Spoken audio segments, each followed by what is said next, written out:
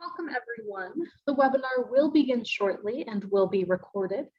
Connect with the campaign for grade level reading on social media. On Facebook, like the page Campaign for GLR, and on Twitter, follow the account @ReadingByThird. Additionally, we've just set up our LinkedIn page, so be sure to follow us at Campaign for GLR. Please use hashtag Learning Tuesdays and tag us to tweet anything you learn from today's webinar, and we'll be sure to retweet. We encourage you to share your questions, reflections, and observations on social media. Once again, we would love to connect. So on Facebook, like the page Campaign for GLR. On Twitter, follow the account @ReadingByThird. And on LinkedIn, follow us at Campaign for GLR.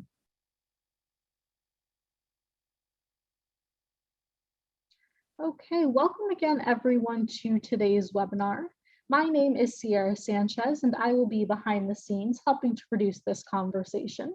I have just a few housekeeping details before we get started. First, we would love for you to introduce yourself, so please use the chat box at the bottom of the screen to share your name, city or state, and your organization. When responding, be sure to select both panelists and attendees so that we all know who is here. All attendees are in listen-only mode, but we encourage you to post any questions that you may have during the conversation into the Q&A box. This webinar is being recorded, and a link to the recording, as well as all resources that you see shared as links in the chat, will be compiled and shared in a follow-up email to all webinar registrants. Finally, we'll be posting a brief on-screen evaluation during closing and highly encourage you to respond. This helps us with our commitment to continuous improvement. Lastly, before we begin, I would like to call your attention to some of our upcoming GLR Learning Tuesdays webinars. Next week on May 24th, we have a session on elevating educators, investing in teacher professional development for long-term payoff at 3 p.m. Eastern Time. The following week on May 31st, we'll invite you to wrap up the month of May with a session on prioritizing early relational health in tutoring for equitable learning recovery. And in June, we invite you to join us again for more Learning Loss Recovery Challenge series and Crucible of Practice salons. Registration and more information for these sessions will be posted in the chat box now, and we hope you can join us. Joining you now is Sarah Torian, Senior Consultant with the Campaign for Grade Level Reading. Thank you and enjoy the webinar. Thank you, Sierra, and welcome everyone. Thank you all for joining us for today's GLR Learning Tuesdays session, Innovations in Parent and Educator Supports Critical to Kindergarten Success, another session co-sponsored by our partners at Overdeck Family Foundation. As those of you who might have been following the campaign or a part of the campaign for quite some time probably know, school readiness has been a central pillar of the network and our work since soon after our founding, about more than 10 years ago. We've long known that we cannot wait until a child enters the kindergarten classroom for the first time, or even the pre-K classroom for the first time, to begin to focus on closing the opportunity gaps that children in economically challenged families often experience.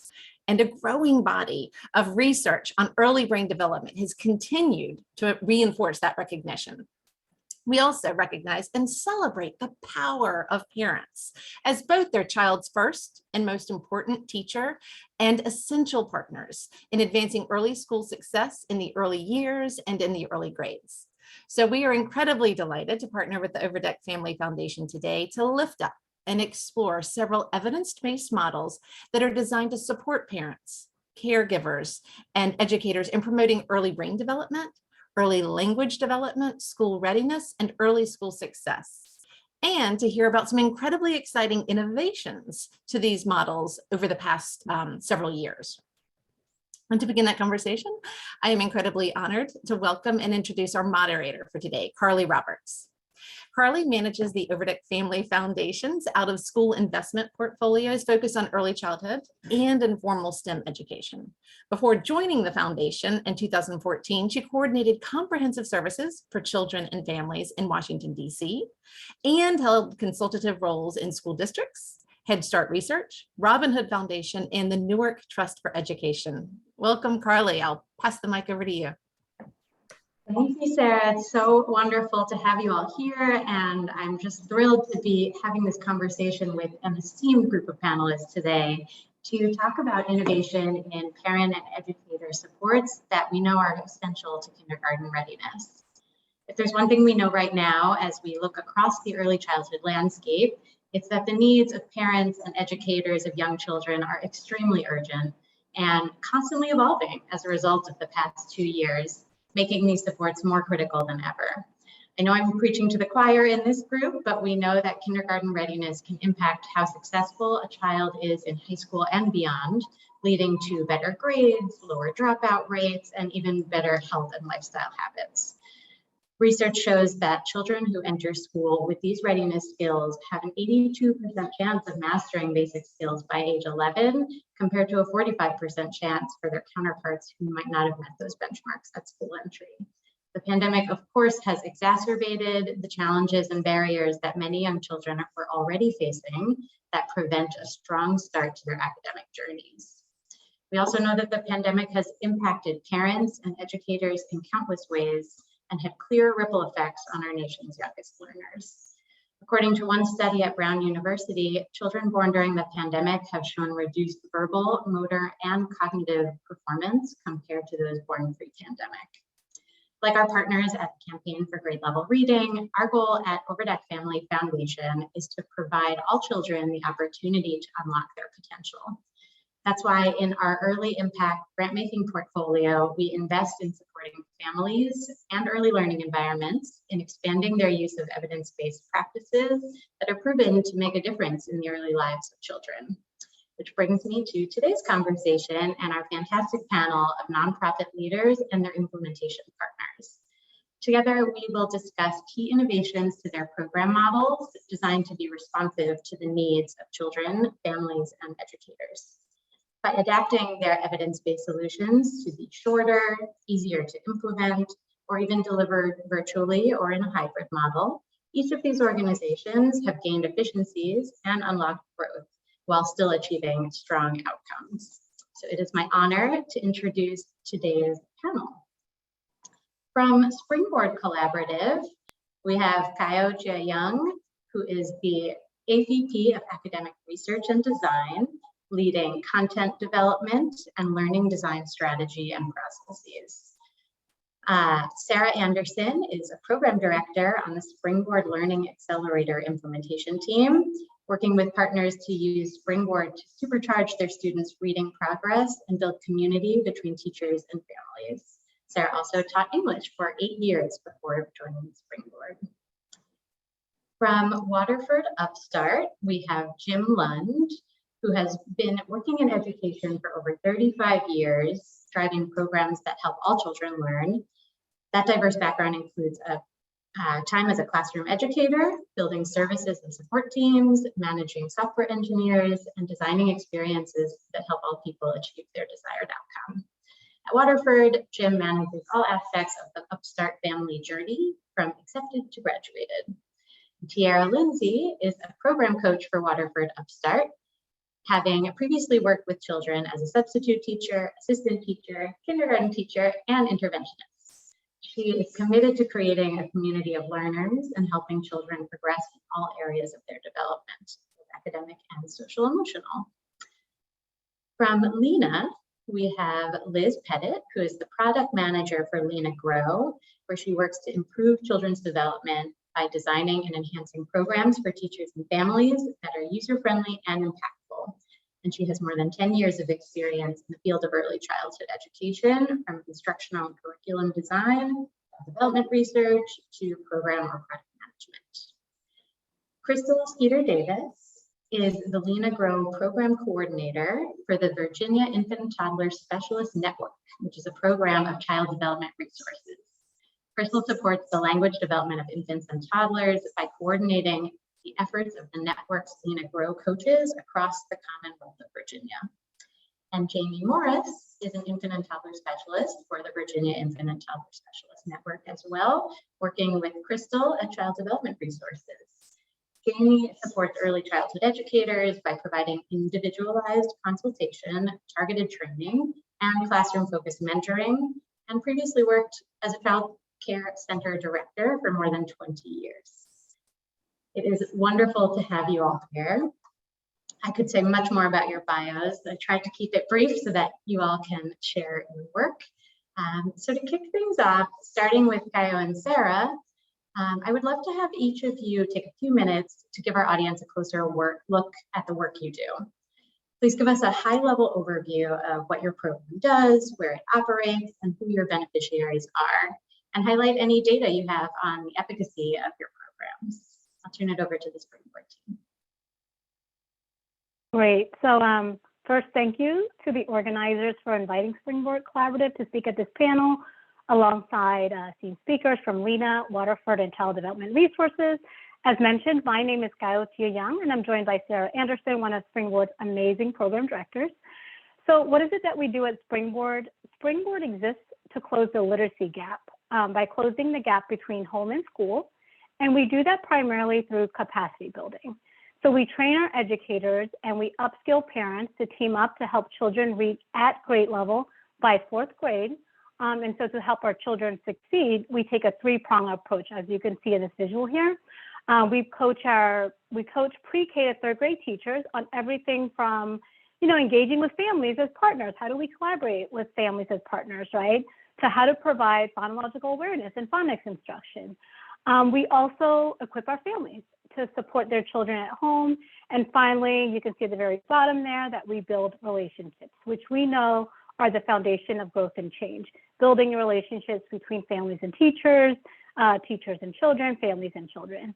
Also implied in this visual, we work in all major regions of the United States and in big and small institutions like large school districts to CBOs or community-based organizations, so that we are supporting thousands of children meet reading goals. And also as implied, our beneficiaries are families. They're also educators of all backgrounds and children starting from 48 months. Next slide, I'm going to go through our program models. So what program models do Springboard offer? What is it that we do? We currently offer 2 program models. Our comprehensive program model we call Flagship, and another program model really birthed during COVID called Springboard Learning Accelerator, or SLA. Sarah Anderson is one of our SLA program directors. The biggest difference between the 2 program models is that for Flagship, we really provide a very robust management structure, whereas for SLA, the management structure is less robust. Both program models are essentially what we call learning accelerators, and powered by a 6-part guiding framework that you see here, or sometimes known as like a methodology called FELA, which stands for Family Educator Learning Accelerator. Because these 5 to 10 week accelerators are built on relationships, there's always, if you can kind of like zoom in to step 1, there's always a foundational meeting, making sure that there is time for families and teachers to meet before the program starts. There are steps that involve goal setting. Students are practicing with the adults in their lives, practicing with families, practicing with educators, and at the very end of a session cycle, there's a celebration. So in both program models, we see the FELA, or the Learning Accelerator, sort of embedded as a methodology within these program models. Next slide, please. We're going to take a quick look at our results. And so you can see here, as represented by the data on the bar graph, the impact that our Flagship program model has had on students participating in 2020 when the program model was externally evaluated. You can see that students who participated showed larger improvements in reading scores when compared with students who didn't participate. And if you go to the next slide, you can see that across both program models, you can see the impact that we've had just in comparing to both program models. And by the way, if you're curious, we had collected impact data through tracking improvements from students' reading assessments. And so the headline here is that the results show statistically significant reading growth across both program models, even though SLA is our more recent offering. Next slide, I just want to give you, I won't give a lot of voice over here, but you can see the results for our SLA program model. And if you look very closely at the bar graph here, you can see the average months of reading growth as demonstrated by students' growth on reading assessments. And in this case, it happened to be a running record. If you want to learn a little bit more about our offerings, I believe, Sarah, if you haven't yet already done it, great. Thank you for dropping the links. If you're curious, about Springboard, the link either to YouTube or Vimeo, it takes you to the same video. It's just on different, video platforms or video sharing platforms. And if you want to learn a little bit more about a methodology, a guiding framework, please click on feelonmethod.org. Sarah Anderson, if you would like to say something, please jump in. But I also know we want to make sure we give time for other speakers as well. Thank you so much. And I definitely encourage all of you to watch the video. It makes me smile every time. So thank you for sharing. Jim and Tiara, can you tell us a little bit about Waterford Upstart? So as mentioned earlier, I am Tiara from Waterford. Jim and I work for Waterford, a nonprofit funded generously by philanthropic organizations like Overdeck Family Foundation. We work in schools, but most of the time we are focused on 4-year-old children who are not served by preschool. So that just simply means we're in homes across America teaching kids the things they need to know to be prepared for kindergarten. And the cool thing is we make Upstart available to families at no cost. So if you're low income or affluent, rural or urban, children who begin with Waterford Upstart are on a path toward academic success. Next slide, please. We have teams getting families interested and registered for the program, and we have teams shipping equipment needed for an effective learning experience. The equipment does include laptop, mouse, internet access, workbook, and a progress chart and stickers. Our adaptive software is really core to the learning. And since we're a research organization, we begin everything with a skills check and end with a summative evaluation. So I am a program coach. Coaching is really where it's at.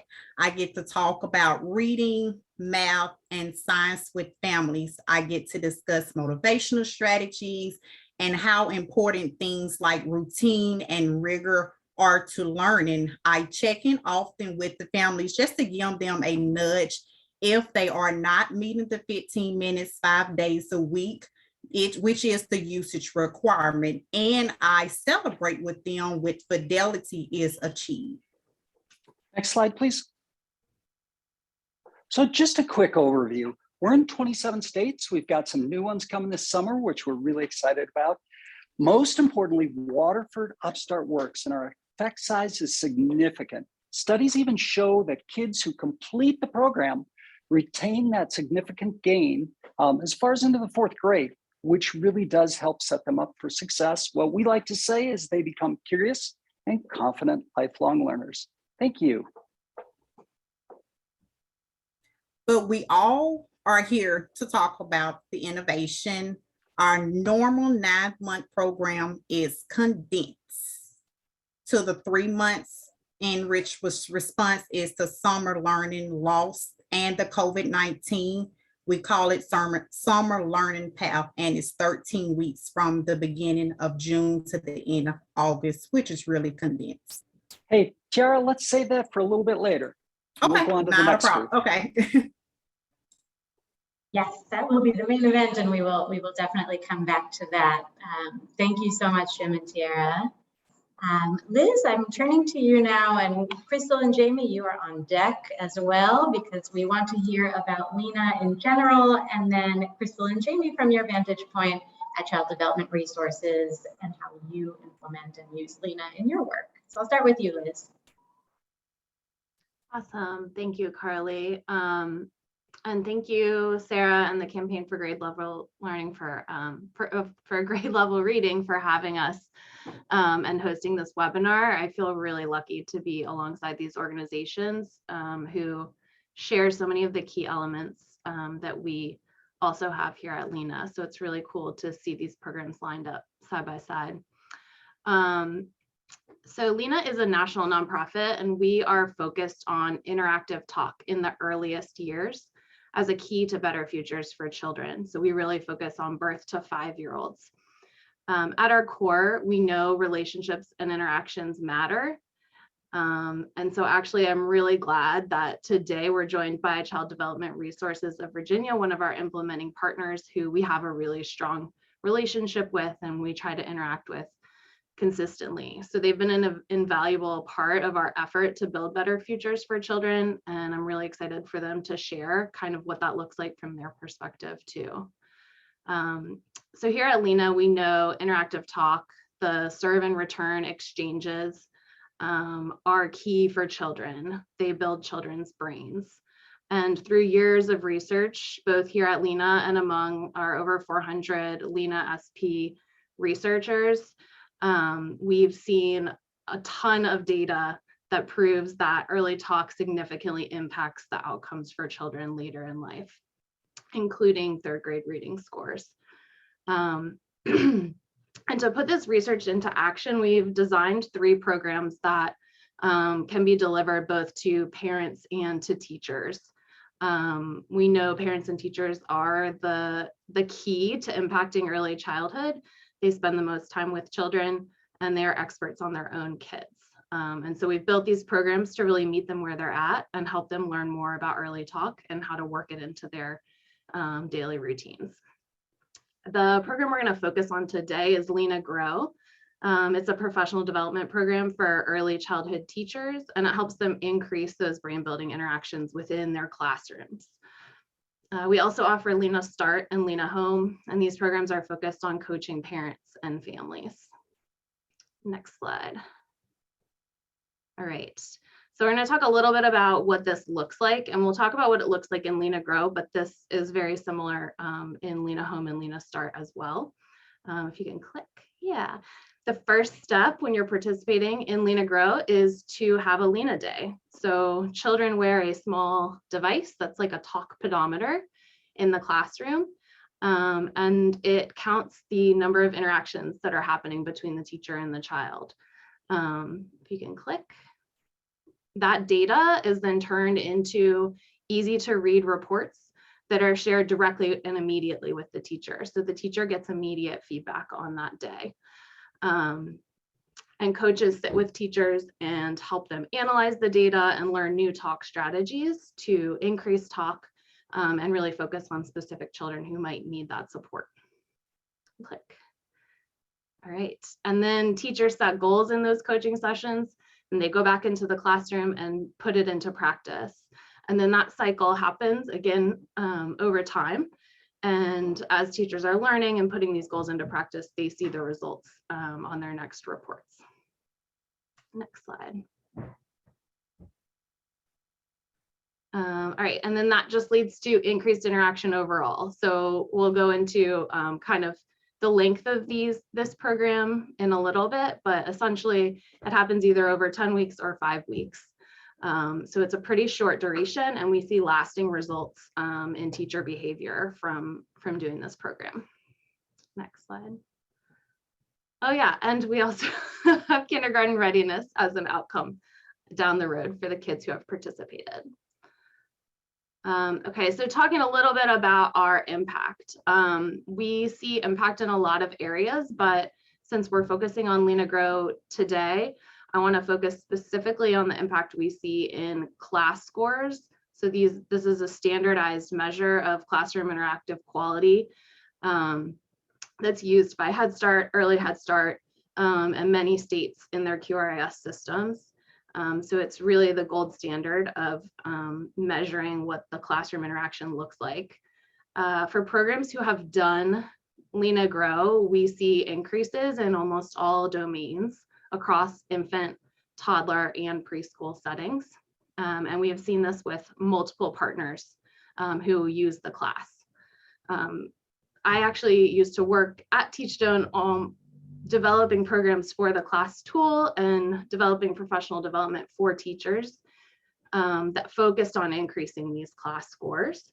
And I know it's really hard to move the needle. So when we saw these outcomes, it was really exciting to see that this short program could have such a large impact. Next slide. And this just shows some the preschool outcomes that we saw in class. A lot of them were focused on the instructional support domain, which is one of the hardest domains to increase in preschool. And so we're really excited to see those results, especially. And I think now I would love to turn it over to our implementing partners at Child Development Resources, and they can tell you guys what they do and how Lena Grow fits into their work.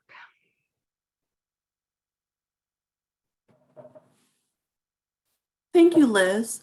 Good afternoon, and thank you, Carly and Sarah, for making this discussion possible. I'm the Lena Grow Program Coordinator for the Virginia Infant and Toddler Specialist Network, a program of Child Development Resources. CDR is a comprehensive resource for physicians, teachers, and parents, in fact, for anyone that has a question about an infant or toddler in Williamsburg, James City County, York County, and Poquoson. Next slide. Early intervention is critical. Each year throughout Virginia's historic triangle, CDR serves more than 1,400 children with disabilities, developmental delays, or who are at risk for delay. CDR also leads the Virginia Infant and Toddler Specialist Network. I have the pleasure to work for CDR's Department of Training and Professional Development as part of the network team. Next slide, please. The goal of the network is to increase the knowledge level and skills of those who care for infants and toddlers from birth to 36 months. The network provides coaching, training, technical assistance, and professional development to providers at no cost across the Commonwealth of Virginia. Our team of infant and toddler specialists and mental health consultants use the Lena Grow program in childcare centers and family day homes to increase the skills of early childhood educators and to support increases in language development. Our team has been able to incorporate Lena Grow into new programs that request services, as well as with existing programs. Jamie is one of our fantastic infant and toddler specialists, and she's used Lena Grow in both environments. As an early childhood educator coach, I use the Lena Grow program for early childhood teachers and in-home care providers. And what it does is it helps teachers learn about patterns of talk in their classrooms, identify strategies that assist in increasing talk and conversational turn taking.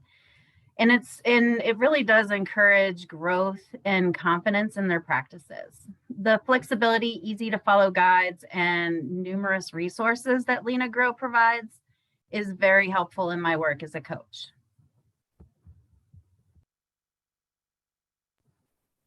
Thank you.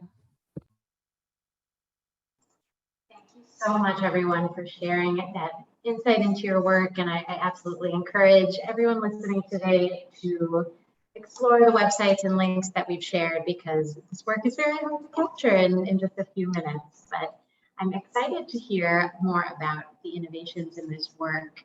It is a surprise to no one on this call that the past 2 years have been incredibly disruptive for our nation's schools and families. And I would really love for each of you to share how you've innovated your program models to meet the evolving needs of parents and caregivers and educators in recent years, and importantly, while maintaining impact.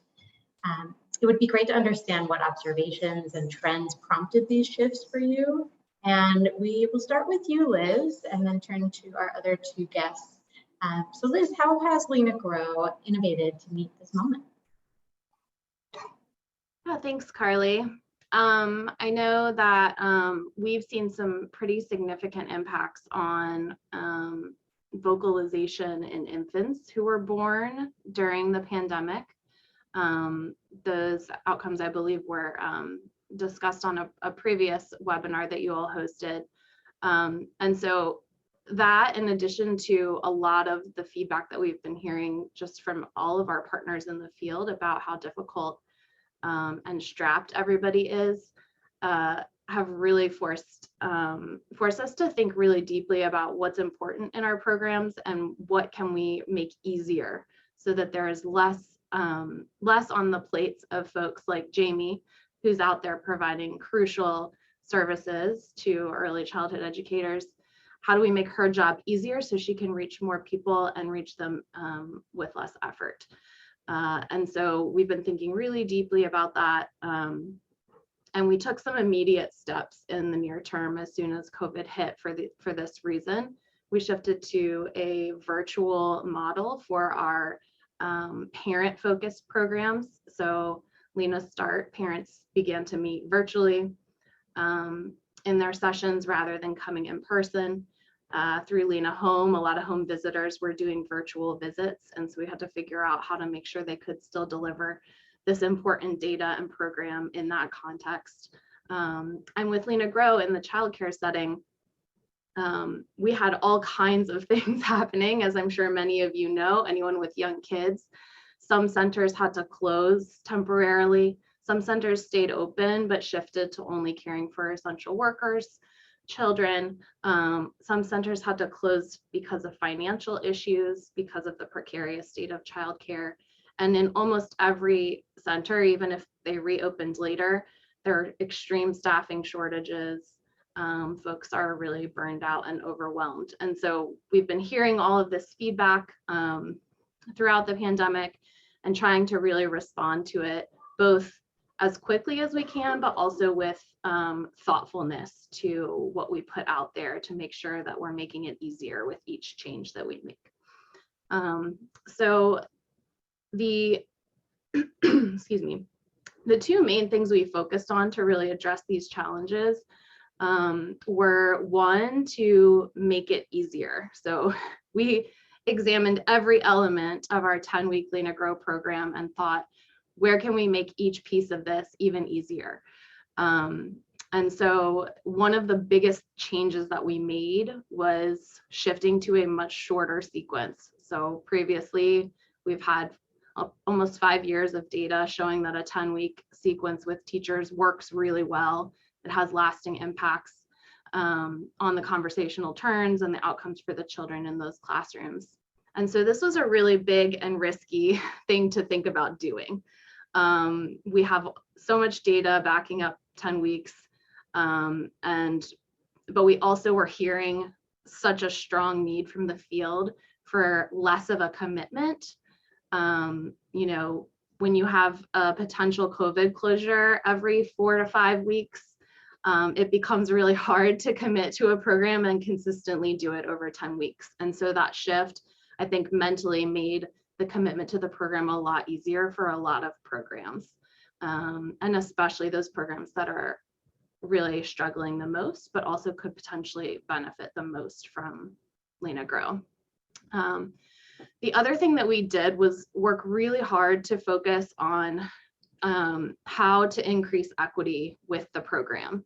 So we know that the impacts of the pandemic have only exacerbated the inequalities and inequities that exist. And so helping teachers see and understand how to change that at a classroom level was really important to us. And so we did a lot of experimenting with revising the reports that we give teachers and how they show the data to make sure that we're focusing on the things that really matter and helping them focus on the children who potentially need the most support. And so we revised a report and tested that report actually with Crystal and team. A number of her coaches tested it to make sure that teachers really could read it and that it had the outcome that we desired.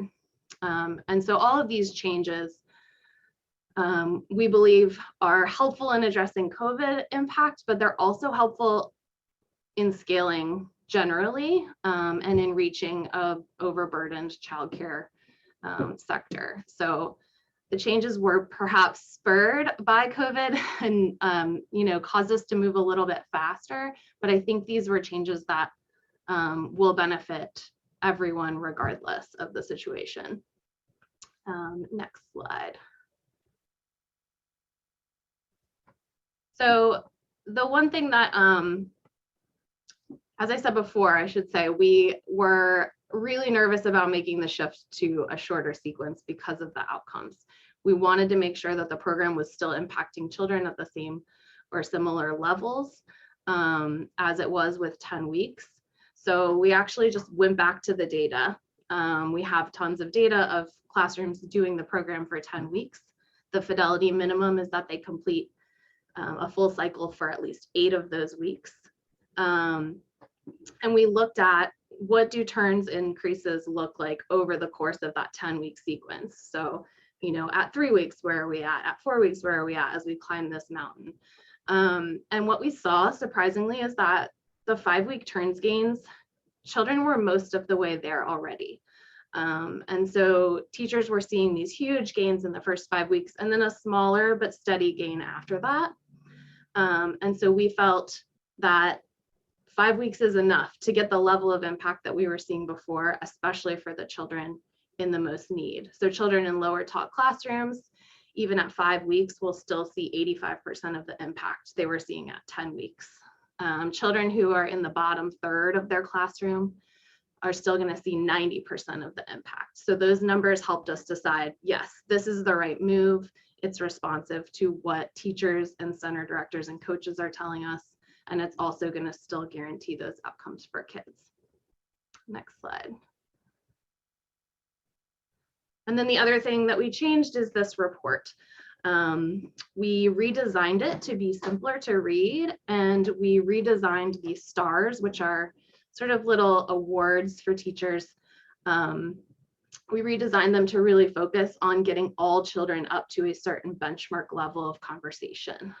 So you'll see here, this classroom earned 1 star for getting all children up to 5 or more turns per hour. And these benchmarks are based on a national distribution of average turns across classrooms. So 5 is sort of the minimum level we want to see folks at. 15 is about national average. 25 is the national average in family childcare and family day home settings. And then 40 is the sort of optimal talk environment that we've seen produces up to 40 turns, produces significant IQ score differences. So that's really a stretch goal in most early childhood settings because of the ratios. But we do see a lot of classrooms reach that goal, which is really amazing. And so the redesign of this report really started to focus on where's each child at and what can you do to increase talk specifically with that child, and make sure that you are not leaving any children behind as you continue to increase talk in your classroom. And I'll probably let Crystal talk a little bit about what it felt like to test this report a little bit later. But we were fortunate enough to spend some time building this and having her coaches test it, give us feedback, talking with the teachers. And so there was a little bit of time that went into making these changes. We couldn't just turn around and start using this report immediately. We've had to spend about 6 months making sure it works, because when we ship it out, we're going to have to retrain all of our coaches on how to interpret the data. But we think that that is completely worth it in favor of seeing bigger and more equitable gains for kids. Thanks so much, Liz. I think it's so clear how data has informed every part of this decision, but also the feedback and user experience for the folks doing the work. So turning to Jim now, Waterford's Upstart Summer Learning Path program emerged during the pandemic. So tell us about that and how this new innovation has continued to evolve. Sure. As Tara mentioned, our 9-month program, next slide, please. Thank you. Our 9-month program was condensed to 3 months in response, obviously, to summer learning loss and COVID-19. We called it Summer Learning Path, kind of a similar acronym to Springboard. And it's 13 weeks from the beginning of the June to the end of August. So it's really condensed and highly targeted. Liz, I do agree, family commitment in the summer is a challenge. So we too simplified and learned better ways to scale and achieve the results. Next slide, please. Since we couldn't be safely on the ground meeting people, which we do, building those relationships at fairs and events and around communities, we had to create a digital registration process and actually figure out ways to make it more personable. or as personal as possible. Then we had to figure out shipping details. We learned that families were way more transient during the pandemic, so validating the addresses was a key activity that we had to do often. We also had to build asynchronous training to replace our in-person events, and we had to build systems then that would record that training completion so that we knew families had taken the education. And then we also needed to figure out how to deliver our assessment remotely. We usually go into these events and teach the families as the kids are taking an assessment. We had to figure out how to do that remotely. Our new benchmark as well had to account for parental assistance, because we all know mom and dad would never parachute in and help their child. So we had to figure out all kinds of systems around that. The usage changed as well. So we normally do 15-5. We worked with families to increase the usage to 20 minutes, 5 days a week, so that dosage would be there to achieve the needed gains. And instead of graduation ceremonies like we normally do across the nation, we made everything digital with the help of online tools like Zoom. Next slide, please. So how do we do? This past summer, nearly 5,000, that's out of the total 10,000 in SLP, families participated in the Overdeck funded summer learning program. More than 70% of those families were below 200% of the federal poverty level. 88%, or a little over 4,000 of those participating kids, scored kindergarten beginning or greater, which we're thrilled, on the summative evaluation, which to us demonstrates they're ready to flourish in the classroom. At the end of our summer learning path program, 89% of the parents told us they felt we greatly helped prepare their kids for kindergarten. So that's just a quick overview. There are more details in the chat links. We've got some great results, and I hope you get a chance to take a look at it. Carly, back to you. Thanks so much, Jim. It's been so exciting to watch how this work has evolved and just to see the fantastic results year after year. Gaio, turning to you for Springboard Learning Accelerator, another COVID innovation. How did this idea get sparked and what impact has it had? Yes, you mind going to the next slide? I think there's a slide. Yep. So this is already mentioned, but COVID, has really exacerbated reading gaps across the country. So we had seen a need to design a reading program that took place almost entirely remotely, right? Similar to, Lena and also Waterford. And that is SLA, or Springboard Learning Accelerator. And I don't think I made this clear earlier, but we have a full-time team really dedicated to implementing this program, as well as our flagship program, as well as ensuring that, there are seasonal staff, site program leaders to implement the program. So like many on this call, most, probably all on this call, nearly 100% of our students were learning from home. And so we had to address, yes, the academic concerns, but also Springboard was also simultaneously trying to address concerns about children's social and emotional well-being, right? So we essentially built the SLA program model to work virtually for all stakeholders. Everything from, if you can recall, like the steps of FELA, from building relationships through team building huddles, which is really a derivative of evidence-based home visits, which comes out of PTHV, or the parent-teacher home visit. The first step of the FELA to like how we celebrate our children took place entirely online or over computer. We also leverage our app, and I regret not showing a picture of our app, but our app is called Springboard Connect. It is a web-based app, and we had to redesign it so that families could complete a questionnaire that would, provide, results that could link to reading strategies that they could try at home. And the app also allowed parents to track their children's reading, at home. And so it allowed for those functionalities and some other functionalities as well. Parallel to COVID, I think that most of us on this call know that the early literacy field has also become clearer on what students need to learn as far as reading skills, right? Pre-reading skills and reading skills.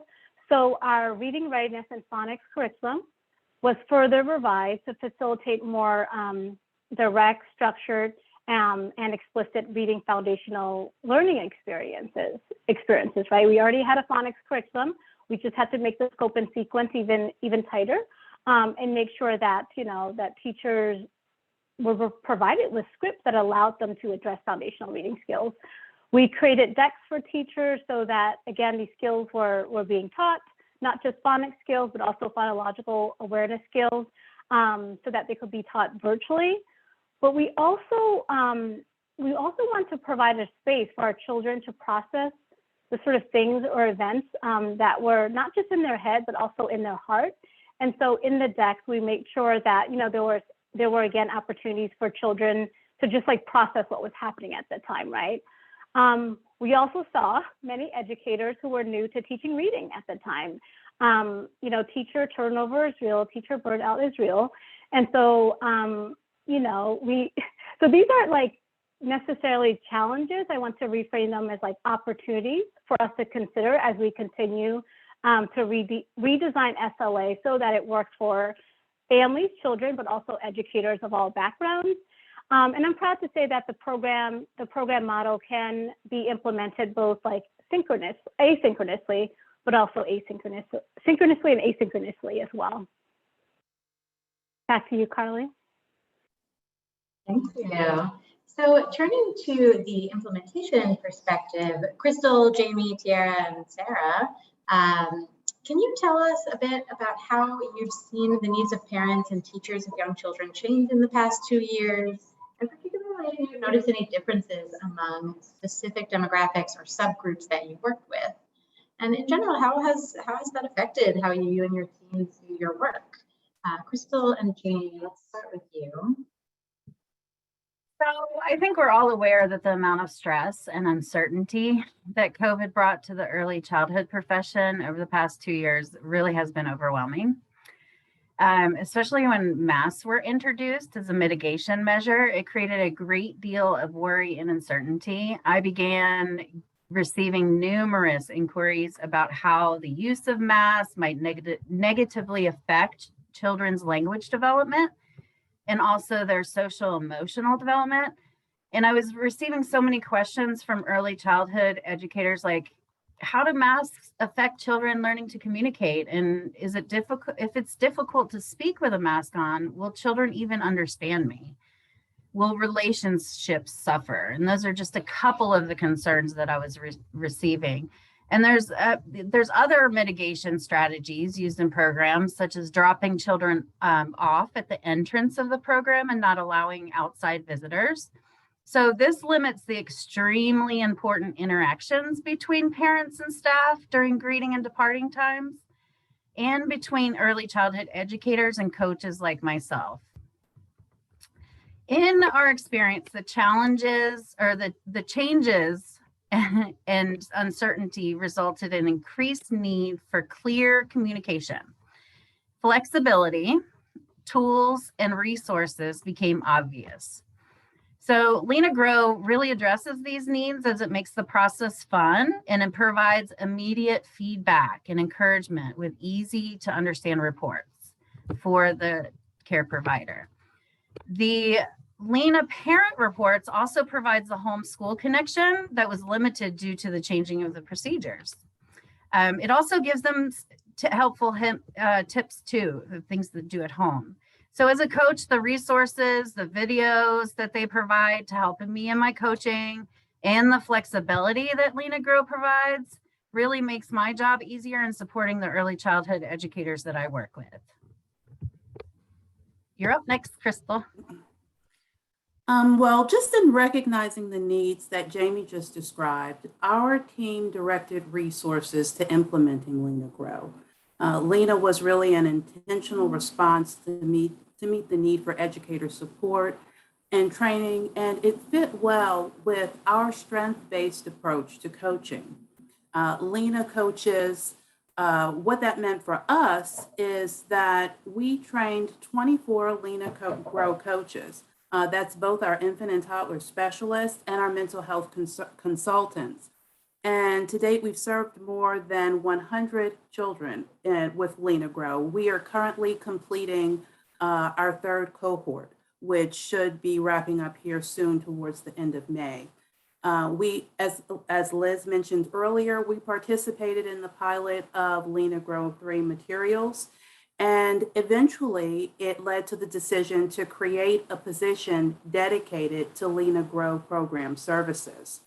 On the next slide, as Jamie mentioned, flexibility was so important, and the need for that flexibility resulted in Lena Grow coaches coaching virtually when access to programs was closed due to COVID, and we were restricted from actually entering childcare centers.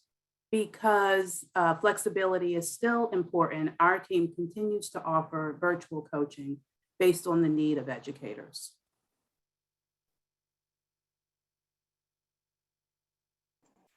Thanks so much.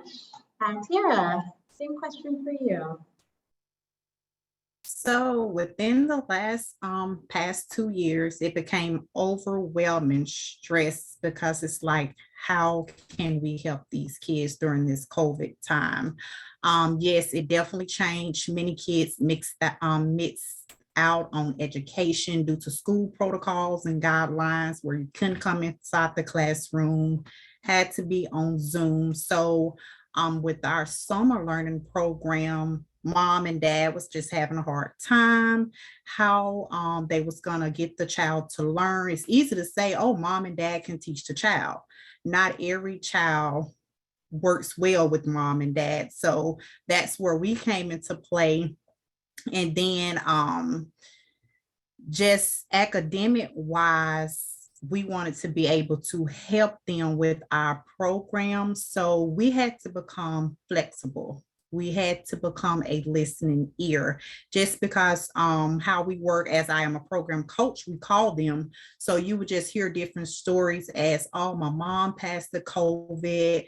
We have COVID in the house. We're in one room, the kids in another one. So it just really became overall, like I said, stressful. But just how it affected me and my team, we just had to become a listening ear. Because now, after mom and dad has said their mom has passed, you had to show empathy. You had to be flexible. Like, okay, we want to help you overall, every aspect that we can, academic, just there for you. So it definitely did change due to COVID. But overall, SLP is a great summer program for the kids. Thanks so much for sharing. That empathy is so important. Sarah, can you tell us about what you've been seeing on the implementation side at Springboard?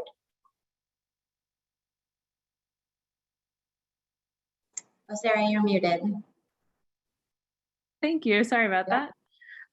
So as Gal mentioned before, Springboard's program really is half in the classroom and then half at home. So we've always really believed in and relied on family members' ability to be educators in the home.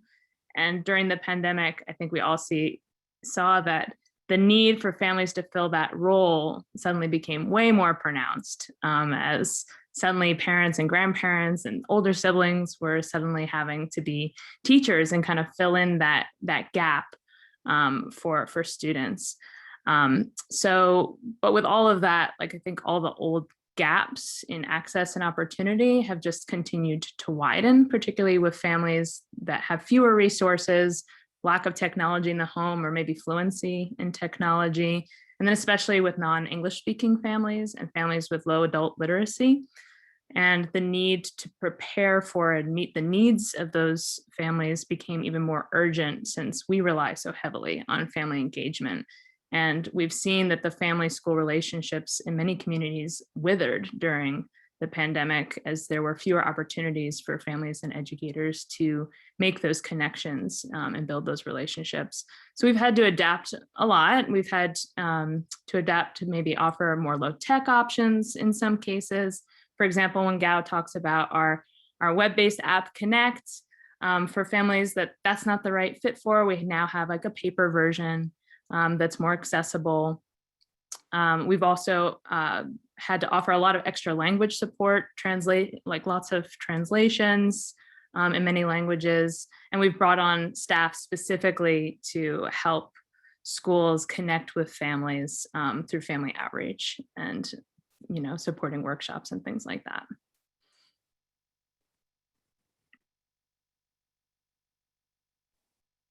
Thank you. So, as we all know, the path to innovation is typically not a straight line as you make mistakes, unlock new discoveries, and make pivots along the way. So I'm curious what barriers or challenges each of your organizations faced when you were developing these new models. And Jim, I'll start with you, and then Kaio, Crystal, and Jamie, feel free to come in, or we can move on to the next question as well. Thank you. So many things were huge learning opportunities, and I'm going to highlight just one that seems so incredibly simple, but it's foundational to learning. So it's this, the laptop. So in the past, we'd have events across the nation and we'd hand these out. And that really drove registration. Again, this closed the gap.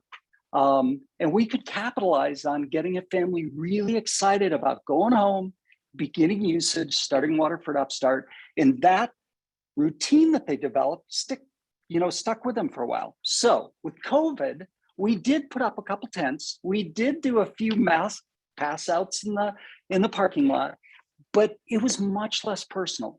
And we weren't used to doing that. And we wanted to try to make it as personal as possible and help with usage. So most of the laptops for SLP were shipped to homes. That created another just really interesting thing. We ended up finding out that the shelf life on an address was a couple months because families were moving. So where in the past we could ship things, even like packets or workbooks or things like that, manipulatives, now we were getting returns back because families were moving because of the struggles that they were in with COVID. So we actually learned things like validating an address via text message was incredibly effective. So that's one of the lessons we learned and one of the things we did.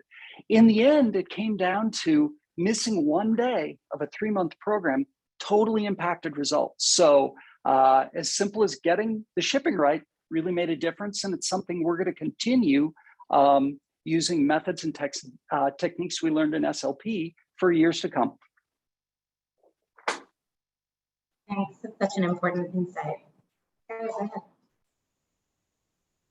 So for Springboard, the barrier at the time was time.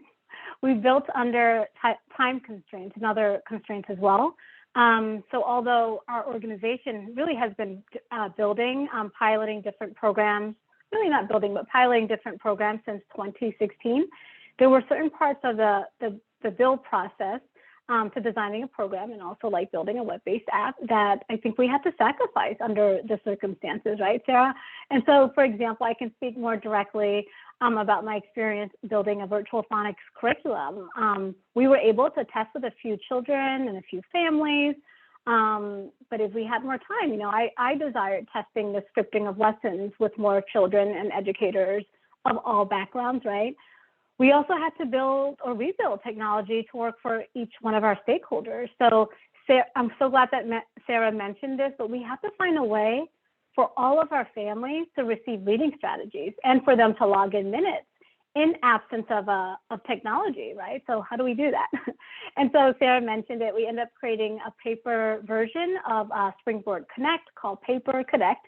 And this is when, where teachers had to fill in data over phone call with a document in front of them. There were also other constraints and barriers that we, of course, encountered and building and rebuilding along the way. So I'm not sure, Sarah, if you want to speak a little bit more to that. I think maybe when you talk about constraints, maybe we're talking about equal access to like technology and maybe fluency in technology. Not all of our families were there yet, and also not all of our teachers. We had to be really mindful in our professional development and our ongoing coaching and support of our school partners that, our partners were really ready and comfortable with everything that we were giving them, and especially in the past couple of years where teachers have had just to learn so many new technologies and so many new tools. So it's really been absolutely key to just be listening and soliciting feedback all the time so we can continuously improve for them. Really helpful, thank you. So maybe on thinking about to you, Liz, and thinking about Lena, One of the main tenets of our funding model here at Overdeck Family Foundation is helping our grantees build evidence to support their ability to communicate their impact to various stakeholders and to raise awareness, visibility, and support for their growth. So when you think about building evidence at your own organizations, and Kyle and Jim, I'll turn to you next, what are the key indicators or data points that you're looking for to know that your models are working? Yeah, thanks, Carly. I think that, you know, at Lena, we're built on data. So we really, really love numbers and hard data. And, you know, we have hundreds of data points coming in every day through the devices that contribute to our ability to really have insights into a lot of minutia of what's going on in classrooms and with parents and children. And so we spend a lot of time leveraging that data and figuring out how we can kind of cut past the noise and figure out what it's telling, what story it's telling us. So, you know, I shared a little bit earlier in terms of how we looked at how the data was changing over the course of the 10-week sequence. That's one kind of data point that we've looked at, is how is the change over time happening? What is causing that change to happen in the design of the program? And we also are always looking for ways to measure how this is impacting children directly. So we also leverage a lot of external measures. We've used the DECAL to measure social emotional intelligence and how this has been impacting that specifically. We've referred to the class data in terms of impacts at the classroom level. So lots of data, we love all of that. It serves as our evidence base for how our programs work and why they work. But we've also made a huge effort in the past 2 years to put a lot more focus on making sure that our data is also qualitative. So we have a lot of surveys that we do just to get feedback of how people are feeling about our programs. But we also do a lot of intentional interviewing and shadowing work. So we'll work, you know, hand in hand with a partner, or we'll have a, you know, in-depth conversation or phone call with them about how things are going, really understanding the story behind the data. Because without knowing the perspective of the people in the room, when you look at a Lena report, it's just numbers. You have to understand the story of what happened. So you might see a report with lower data on that day, and it turns out, well, the fire truck came to visit the school and all the kids got really excited and went outside and it was chaos. Of course, that's what happened. So I think we really emphasize that storytelling and collecting that feedback in an objective and thoughtful way from our partners, and factoring that into our decision making. So that's really what pushed us to even consider shortening our sequences. It's really what pushed us to consider making a whole new report and having to retrain everybody on it, because we hear this feedback from our partners, and we want to meet them where they are and make sure what we're giving them is inspiring to them. That's so important, and I totally agree that data in absence of the context of the story is just not as powerful. Thank you. Yeah. Kyle, what are the indicators that your team typically looks for?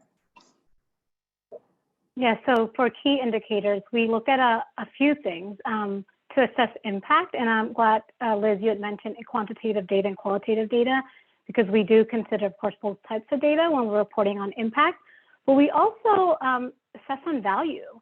Like, for example, our partners renewing contracts to continue working with us. Do they want to come back? Do they want to continue working with us? Our teachers reporting the model as effective and useful, right? They're often, or our children are the recipients of instruction, right? And so we want to make sure that we channel their feedback through teachers, but also through families as well.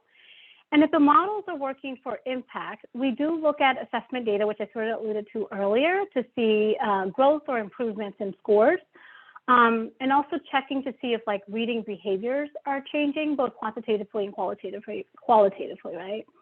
At our company, we look beyond impact data and we look beyond value to see if the impact data holds true at a larger scale across multiple sites.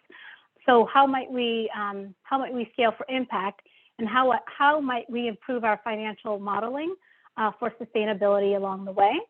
So I know there was a visual, we may not show it, but you kind of see in the triangle that the evidence we are collecting sort of build with these three activities, right?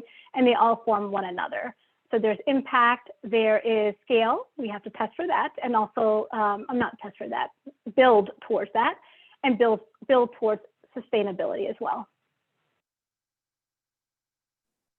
Thank you. I love that image. It's so clear and all really important pieces. Jim, can you tell us how Waterford approaches building evidence when testing new models like Summer Learning Path? Yeah, we have numerous tools to evaluate if a child is ready for kindergarten. So thankfully, we could reuse those instruments. We also do third-party studies, and we actually have one planned for this summer's SLP, which will really be fun. Our challenge actually was putting actionable data in the hands of our coaches in this short 3-month period, because they needed that data to help influence their discussions with families.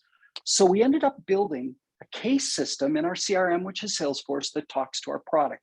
And they would, talk back and forth, and it would allow us to pick up on trends quickly. So a case is created when a child uses the software. And the case tracks U for usage, R for routine, and M for mastery. So those three important characteristics for us were indicators of success, and we've got data to prove that. So we took those three and we placed them on a 4-point rubric. So 4 is great, 1's not so good. So the case label could look something like a U4, R1, M4, or great usage, poor routine, great mastery. And so in that example, a child could be binging on the software rather than having consistent usage each day. So we'd give them a call. So every time one of those indicators changed in that case system, the new case was created. Then the coach could pick up the phone or text and follow up with a family, document resolution, and close. So same data for overall summative, but really we worked hard to put it in the hands of the coaches, and that system now will be used for all programs moving forward. Fantastic. So there's a lot here. I could talk about this all day, but there are some great questions popping up in the Q&A, and so I want to get to those in just a moment. I'm going to ask one last question, and we will try to be quick on that one so that we can get to some of these great audience questions. And the organizations will also answer some of the questions within the Q&A box. So, the innovations that you all have discussed here have really exciting implications for scalability and cost effectiveness. What advice do you each have for other early childhood organizations that might be looking to make meaningful changes to their own offerings in the next year to meet the needs of parents and educators? I'll start with the Lena team. Liz, Crystal, Jamie, any advice that you want to share?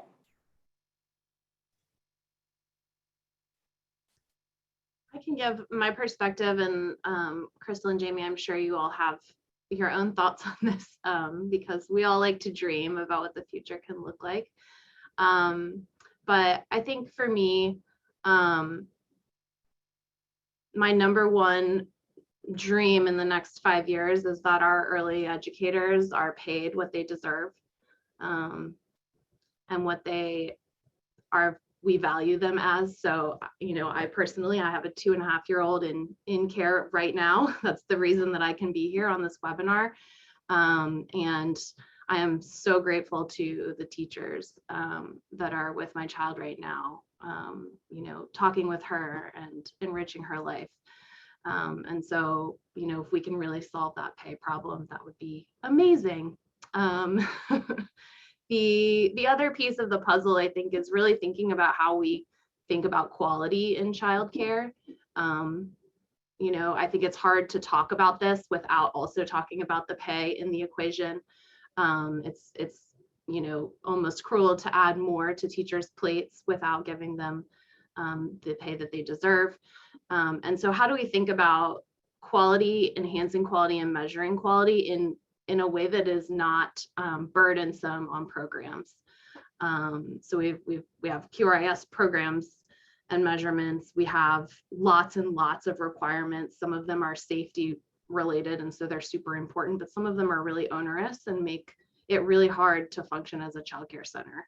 And so I would love to see sort of a reevaluation of that whole system and really stripping away the things that don't matter as much and focusing on the things that do, which is high quality interactions. I think making sure that we bring teachers' voices to that change is super important. So kind of following in the footsteps of K-12, where teachers' voices became the center of change. I'd love to see that also happen in the early childhood setting.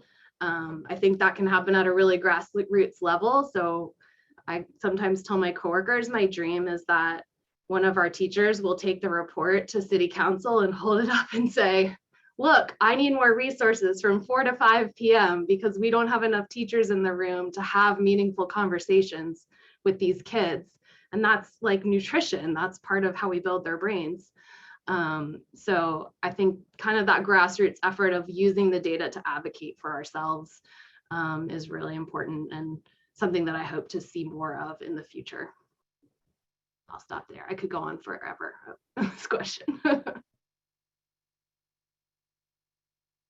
Well, if I could just mention, one of the things that we share with our programs from Lena is that it's difficult to change or improve upon what you cannot measure.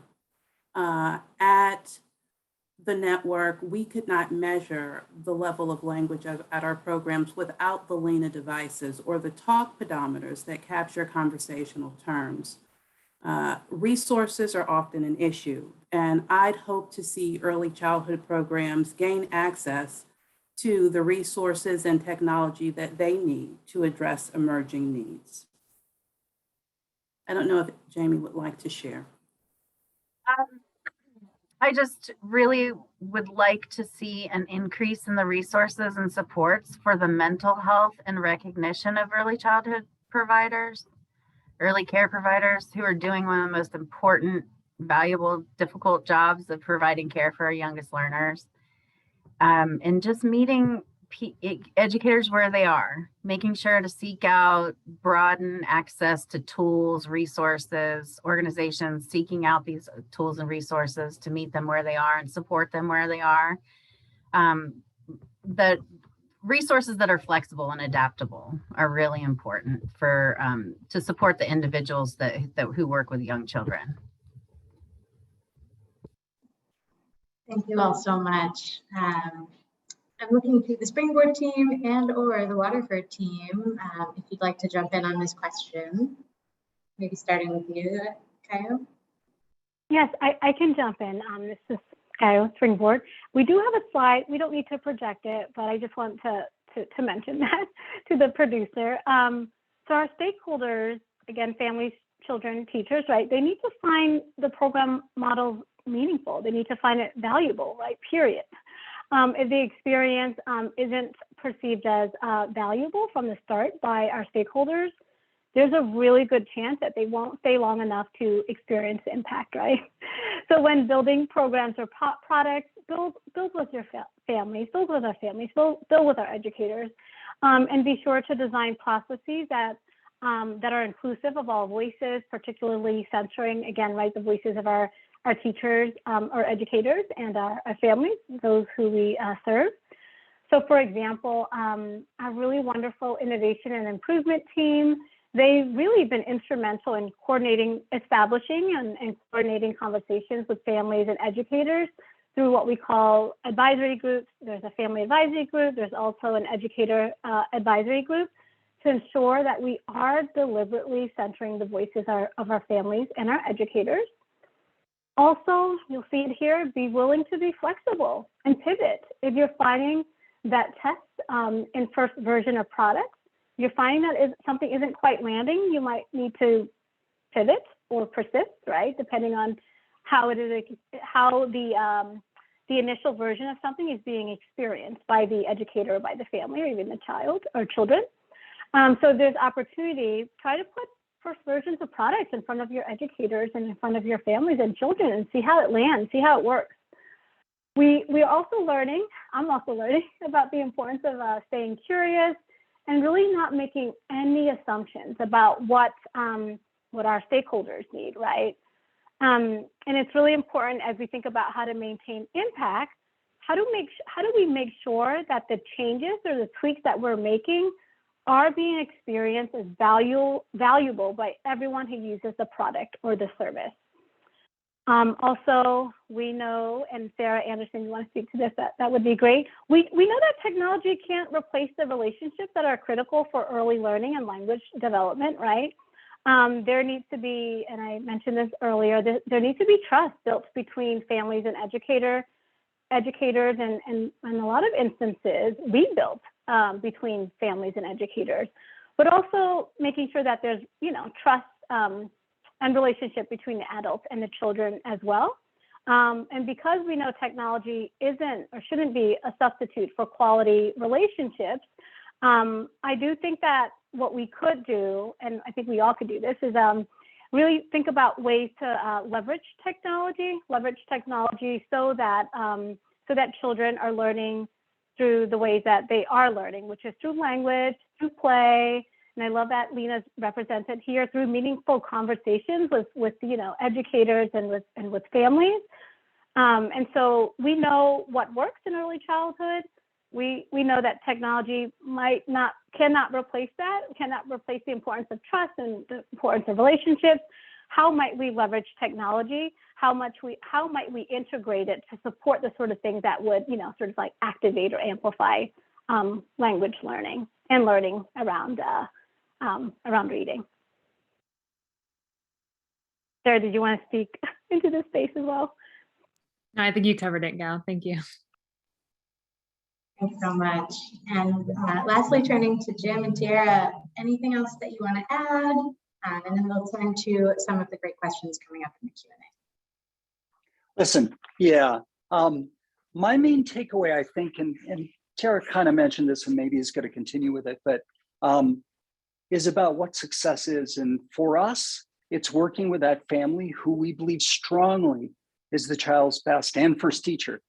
And we've learned that it's about helping them achieve their desired result via the most appropriate path. And what's interesting, during COVID, their path and our path was many times different. And we really needed to listen. So, what happens when a family's in direct conflict with our data or our fidelity model? Or what happens when a family's worried about food or clothing or health? Or, those things are more important than learning the letter P today. So we're fortunate to have people like Tara who, great coaches who basically can modify our implementation model for each family because they're listening and they're adjusting and they're making it actionable. And then they can quickly use that data and adjust as needed. Tara, did you want to add anything to that? Just an example, briefly, as a coach, as Jim mentioned, part of our way we do it is a welcome call. Basically, go over the program, set the standards. So at that point, we point out everything that we expect from you. Just for instance, our usage requirement is 5 days a week for 15 minutes. Okay, mom says, oh, I can't do it. I have multiple kids. I'm here, I'm there. Not a problem. What can you do, mom? I'm here to help you. We're going to come up with a plan. So how it works, normally 2 weeks, I reach out. So we have a platform where we look on, it's called the dashboard that shows the data. So I will reach out, contact mom. Hey, mom, that plan worked. You were able to get on 4 days, 15 minutes. Some days over 15 minutes. So technically you've made that 5 days because you went over some days with the minutes. That's when I celebrate them with fidelity is achieved. Great example of really meeting folks where they are. That connects to one of the great questions that's coming through the Q&A. This is really about, and actually if everyone wants to turn on their video, we'll bounce around and have 1 or 2 panelists answer each question. even though I know they could all speak volumes about all of these. So how do you keep parents and families engaged throughout your program, especially virtually, knowing that there are moves, there are hardships? How do you incentivize that participation and implementation? I think that was a great example from Waterford.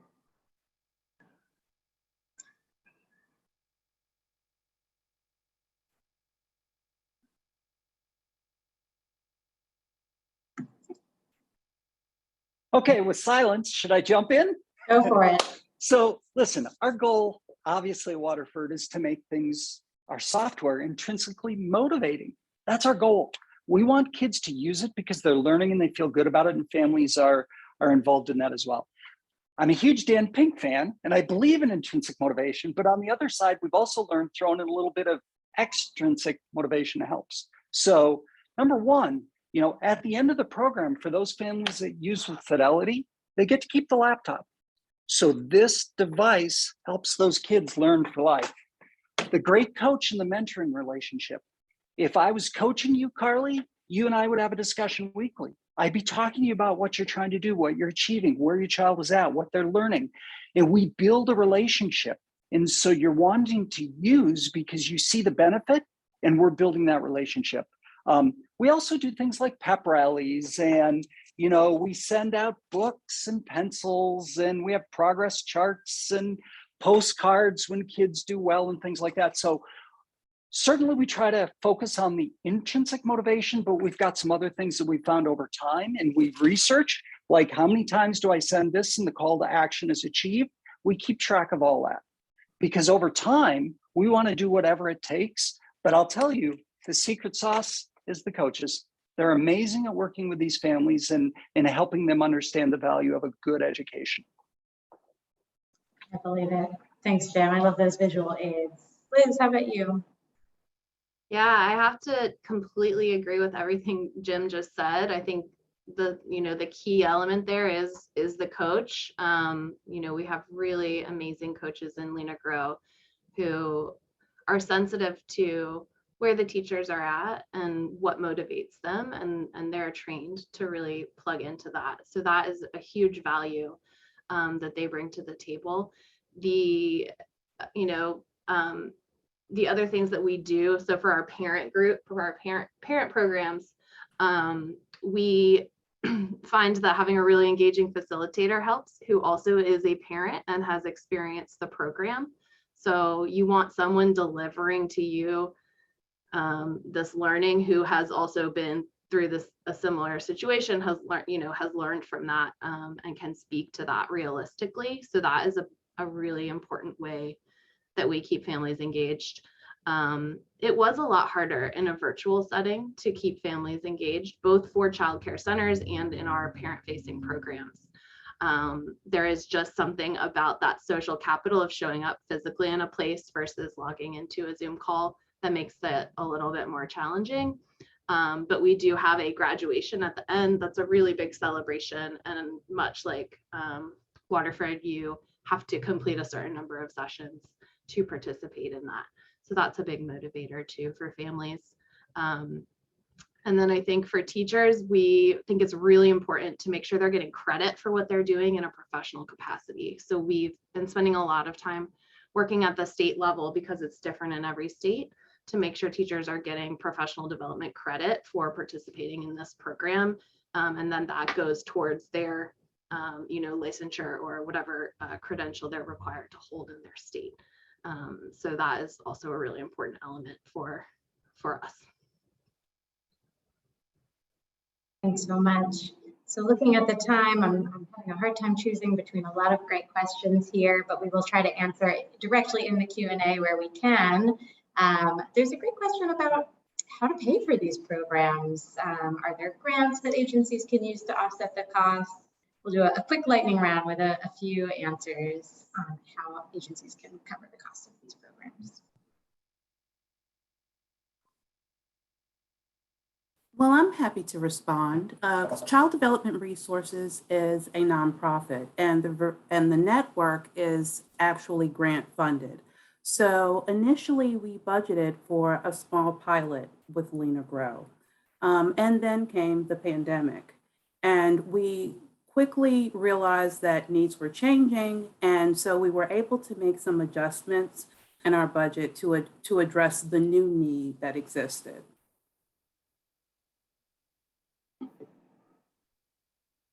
And a big congratulations to Crystal's team for winning a grant a couple days ago. So it is ongoing work to keep all of this funded. Yay. It is a challenge. Thank you, Liz. I'll just simply add, we've got programs across the nation. Point your browser to the waterford.org website. They're funded by generous donors, and we've got tons of no-cost opportunities across the nation, not only this summer, but going into next year. And there was a question about that matriculation too. We've got a lot of folks who do the summer program and continue into the next school year. And we've got lots of offerings for that as well. So you can check it out on waterford.org.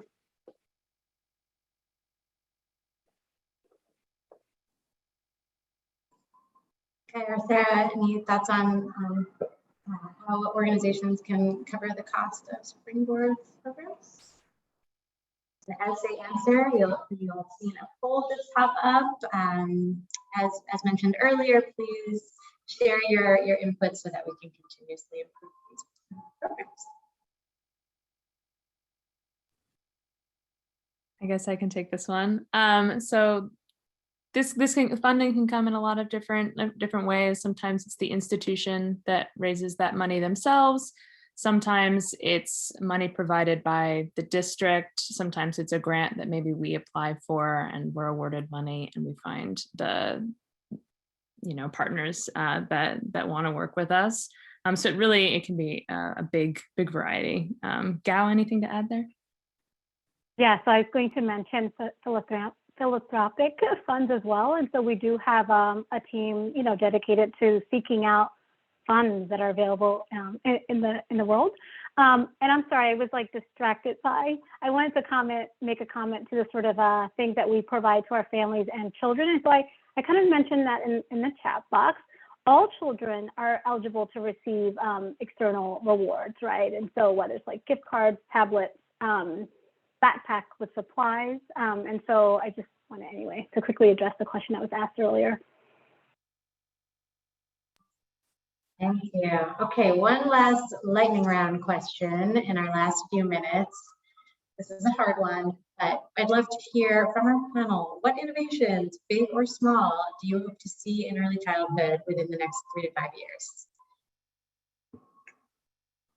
Someone can jump in, or I will pick on you. I'll go.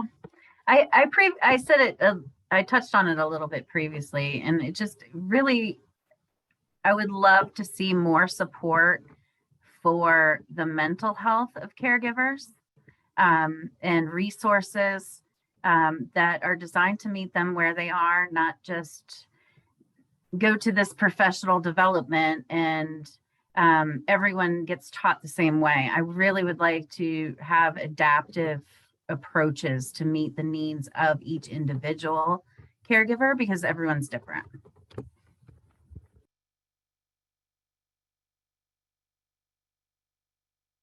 I can say something. I sort of alluded to it earlier, the importance of co-creating with our families and our educators. And also, I think, and when Sarah Anderson and I were talking about this, right, innovation is all too often conflated with technology. So it is about, I think, again, leveraging technology so that it's not, again, replacing the activities that lead to growth in early childhood. Is really about how do we build or rebuild our technology to sort of support these efforts and activities at home. That's what, personally, that's the sort of innovations that I would like to see. Jim, Jara, any thoughts on that last question? I'll take a shot. Oh, Tiara, go ahead. You first. No, I'm saying you go ahead. I'm gonna let you cover it. Sounds good. I think we're going to continue seeing more and more work done remotely. I think while many of us prefer in person, I think the world made us look differently. And I think blended is going to be key for years to come. And I think as we really get smart about using the technology, It'll never replace human interaction, but I think AI is going to be really huge in being able to understand the hurdles kids face every day, not only using our software, but in their social emotional growth. And I think AI is going to be a key component for years to come as we get better at using tools like that as well. Fantastic. Thank you so much. I'm giving a big virtual round of applause to our panelists. Thank you for sharing your insights and your innovations. And Sarah, I'll turn it over to you. Thank you so much. Huge thank you to our panel today. You guys were fabulous. So many insights, innovations, and such incredible research and evidence behind the work that you're doing to support parents and early learning educators. It's really great work, and thank you so much for joining us to share that. Thank you to Gaioche Young, to Sarah Anderson of Springboard Collaborative, to Jim London, Tara Lindsay of Waterford Upstart, to Liz Pettit of Lena, and also to Crystal Skeeter Davis and Jamie Morris of Child Development Resources. And then a huge thank you to Carly Roberts and the whole team at Overdeck Family Foundation for all of your help in pulling together this amazing and inspiring panel and pulling together today's conversation. I'd also like to say thank you to all of you who joined us today. I hope that you found it as informative and inspiring as I did, and I hope you'll make plans to join us for future sessions. We've got our slide up with some of our upcoming GLR Learning Tuesdays sessions. Next week, we'll host a session on teacher professional development, looking at 3 evidence-based approaches to that as a smart investment that provides long-term return or long-term payoff right now as districts have some money to invest in something like that. We'll round out the month of May with another smart investment conversation, this time looking at the importance of relationships and early relational health and high dosage tutoring programs. We're still doing some planning for early June, but we do have plans right now for our Crucible of Practice, which will be on June 14th in the 12:30 p.m. Eastern time slot, looking at strategies to inspire and support inspire learning in everyday places that children and families often go. I've dropped some links in for all of those sessions, so I hope you'll check those out and register and make plans to join us. And until then, hope you have a great rest of your day and great rest of your week. Thank you again to our panel. Thank you all.